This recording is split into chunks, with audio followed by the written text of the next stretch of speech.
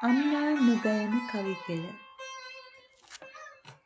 අම්මේ ඔබ මගේ කවිය මට තාලය දුන්න කවිය. ඒ තාලය අමතක කර මොහොතක්වත් ඉන්න බැරිය.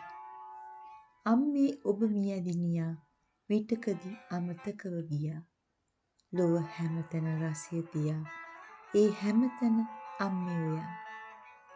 පොඩි දරුවෙකුගේ ලස්සන සියොත් තුඩඟ වී වැසෙන මිනිස් හිනාවක ලස්සන ඔබයි සොඳුරු ඒ හැමතැන.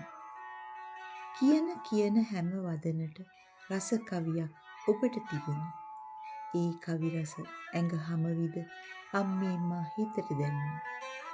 ආකාශයේ නිල් පාටට ලොබ බැඳි රත්රන් අම්මේ ආකාශයේ දුටු හැම විට ඔබ එහි ඉන්නවා අම්මේ.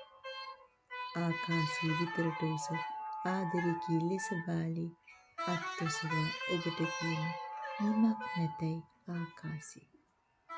වෑහෙන රස සෙනෙහස් පිඩ ගුලි කර හඳ යට අහසේ කටින් කටට කැවුබත් පිඩ පිරුණු හදත් ඔබ වාගේ.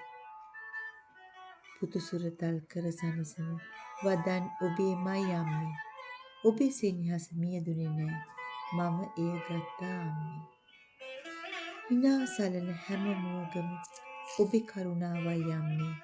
ඒ බෝසත් ගුණ වෙන්න ඇති ඔබ මට පේනවා අම්මේ. පිටක ළමෝ වට කරගෙන කතා කියන්නෙමි අම්මේ. මම අම්මයි ළමයි අපි ඔබ මියදුනේ නෑ අම්මේ.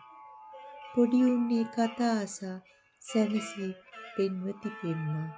ඒ පින්මා සිතෙන් පුදමි අනුමෝදන් වෙන්න අම්මා.